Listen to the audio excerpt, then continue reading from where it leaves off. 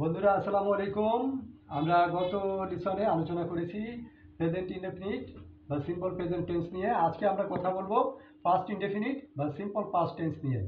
বন্ধুরা, তোমরা যারা টেন্স শিখতে চাও তারা আমার এই লিসনগুলো ফলো করতে পারো। টেন্স আশা করি তোমাদের জন্য খুব ইজি হয়ে যাবে। টেন্স নিয়ে যারা ভয় পাচ্ছ তাদের ভয় পাওয়ার কোনো কারণ নেই। লিসনগুলো একটা পর একটা ফলো করো, ইনশাআল্লাহ তোমরা সুন্দর মতো টেন্স শিখতে পারবে।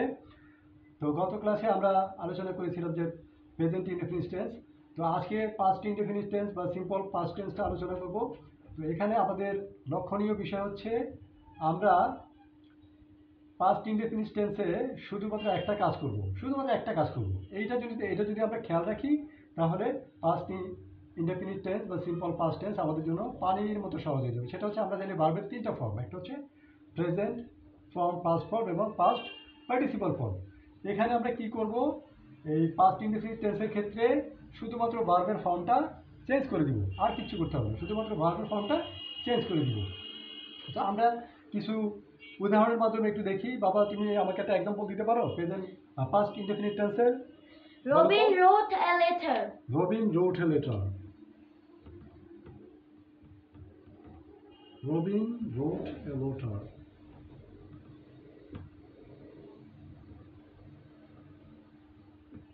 Robin wrote a letter. দেখো বন্ধুরা, আমরা কি করেছি, শুধুমাত্র ভার্বের ফর্মটা চেঞ্জ করে দিয়েছি, আর কিচ্ছু করিনি। হ্যাঁ, ভার্বের ফর্মটা চেঞ্জ করে দিয়েছি, ব্যাস, এটা পাস্ট ইনডেফিনিট টেন্স হয়ে গেছে। পাস্ট ইনডেফিনিট টেন্স আমরা যখন বাংলাতে কথা বলি তখন চিনব কীভাবে, যে অতীতকালের কতগুলো শব্দ এখানে আমরা ব্যবহার করব। করেছিলাম, বলেছিলাম, গিয়েছিলাম, খেয়েছিলাম, একটা লয়ের একটা প্রাধান্য থাকবে, যে করেছিলাম। এই ধরনের যে শব্দগুলো আমরা যখন পাবো, হ্যাঁ, গিয়েছিলাম, বলেছিলাম, করেছিলাম, ছিল, হ্যাঁ, এই ধরনের শব্দগুলো থাকলে সেটা হবে পাস্ট ইনডেফিনিট বা simple past tense.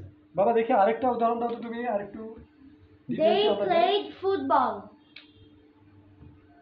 They played football.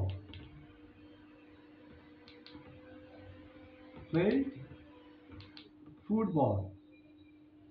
খেয়াল করো বন্ধুরা, এখানে শুধুমাত্র আমরা ভার্বের ফর্মটা চেঞ্জ করে দিয়েছি। শুধু কি করেছি, ভার্বের ফর্মটা চেঞ্জ করে দিয়েছি, ব্যাস হয়ে গেল।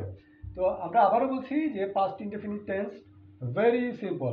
আমাদের প্রেজেন্ট ইনডেফিনিট টেন্সের ক্ষেত্রে কি হয়েছে, কোনটা থার্ড পারসন, কোনটা ফার্স্ট পারসন, পারসন ভেদে আবার ভার্ব চেঞ্জ হয়, এই ধরনের কিছু নিয়মকানুন আমাদেরকে মনে রাখতে হতো। কিন্তু এইখানে এই ধরনের কোনো ঝামেলা নেই, শুধুমাত্র ভার্বের যে 2 নম্বর ফর্মটা আছে এটা আমরা বসিয়ে দিব। 2 নম্বর ফর্ম কি, আমরা যদি বলি played, write, wrote, eat, ate, go, went, like this, এই শব্দগুলো আমরা বসিয়ে দিলে সেটা হয়ে যাবে পাস্ট ইনডেফিনিট টেন্স। আরেকটা উদাহরণ দাও তো বাবা।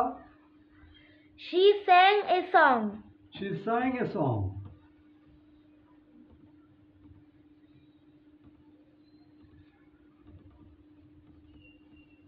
She sang a song. খেয়াল করো, এখানে আমরা জানি এই sang এর প্রেজেন্ট ফর্ম হচ্ছে সিং, স্যাং, সং। শুধু আমরা ভার্বটা চেঞ্জ করে দিচ্ছি, আর কিচ্ছু করিনি, ভেরি সিম্পল। এখন আমরা কথা বলবো, যদি কখনো আমরা সেন্টেন্সের মধ্যে be verb pi, be verb, হ্যাঁ, বি ভার্ব যদি থাকে, যেমন প্রেজেন্ট ফর্মে আমরা কি পাই, এম ইজ আর, এটা অতীতকালেও যদি আমরা দেখি যে এরকম অতীতকালে কেউ উপস্থিত ছিল, সেখানে ছিল, হ্যাঁ, এই জাতীয় এক্সিস্টেন্সের ব্যাপারে যে আমরা অ্যাম ইজ আর ব্যবহার করে থাকি, আমরা অতীতকালে কি করব, অতীতকালের ক্ষেত্রে এই সিম্পল পাস্ট টেন্সের ক্ষেত্রে শুধুমাত্র সাবজেক্ট অনুযায়ী বিভাগটাকে চেঞ্জ করে দেব। যেমন এম ইজ আর, এম এবং ইজ এটা চেঞ্জ হয়ে কি হয়, ওয়াজ হয়। ওয়ার হলে কি হয়, যদি বাংলাতে আর থাকে, প্রেজেন্ট ইনডেফিনিট থেকে আর থাকে, তাহলে আমরা জানি যে সিম্পল পাস্ট টেন্স এটা ওয়ার হয়ে যাবে। আমরা শুধু এই সাবজেক্ট অনুযায়ী এম ইজ আরকে চেঞ্জ করে দেবো, আর কিচ্ছু করতে হবে না। এরকম একটা উদাহরণ তুমি দিতে পারো বাবা? He was present in the meeting. He was present in the meeting. He was present in the meeting.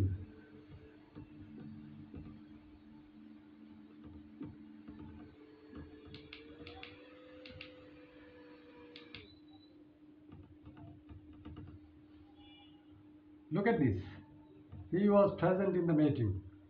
তাহলে দেখো, ইজ পাস্ট ফর্ম হচ্ছে was, he third person singular number, তাই ওয়াজ হয়েছে।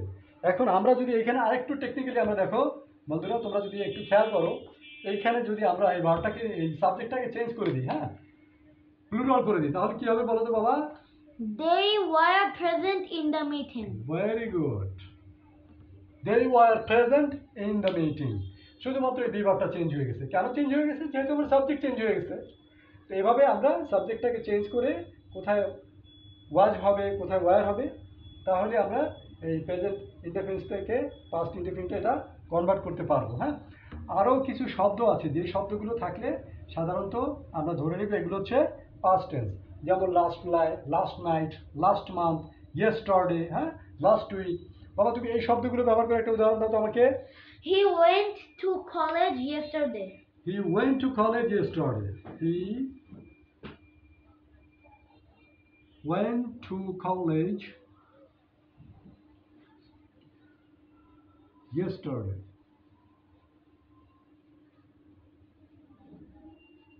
খেয়াল করো বন্ধুরা, he went to college yesterday.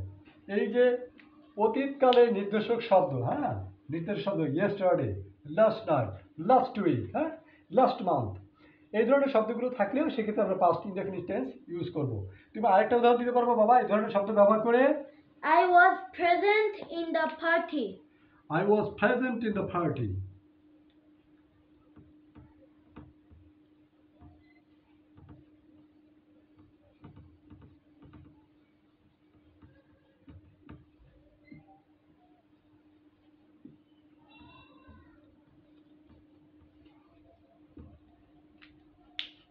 So দেখো, I was present in the party last night. Last Night. night, তুমি লাস্ট নাইট বলনি। I was present in the party last night. তো খেয়াল করো এই যে লাস্ট নাইট শব্দটা থাকাতে অতীতকালের নির্দেশক শব্দ এগুলো যদি থাকে সেক্ষেত্রে আমরা এটা পাস্ট ইনডেফিনিট টেন্সে কনভার্ট করে ফেলবো। তো বন্ধুরা দেখো, আজকে তাহলে আমরা যে আলোচনা করলাম পাস্ট ইনডেফিনিট টেন্সের ক্ষেত্রে আমরা শিখলাম যে ভার্বের যে 2 নম্বর ফর্মটা আছে এটা চোখ বন্ধ করে বসিয়ে দিব, এবং যদি সেখানে বি ভার্ব হয় তাহলে এম ইজ আর এর পরিবর্তে আমাদের সাবজেক্ট অনুযায়ী ওয়াজ অথবা ওয়্যার বসিয়ে দিব। আর একটা বিষয় হচ্ছে যে আমাদের কিছু শব্দ আছে যে শব্দগুলো আমরা থাকলে এটা বুঝবো যেটা হচ্ছে অতীতকালের শব্দ, যেমন লাস্ট নাইট, ইয়েস্টারডে, হ্যাঁ, লাস্ট উইক, এই ধরনের শব্দগুলো থাকলেও আমরা ধরে নিব এটা পাস্ট ইনডেফিনিট টেন্স অথবা সিম্পল পাস্ট টেন্স। তো আজকে এ পর্যন্তই, ইনশাল্লাহ আমরা আগামী ক্লাসে ফিউচার ইনডেফিনিট টেন্স নিয়ে আলোচনা করব। Thank you all.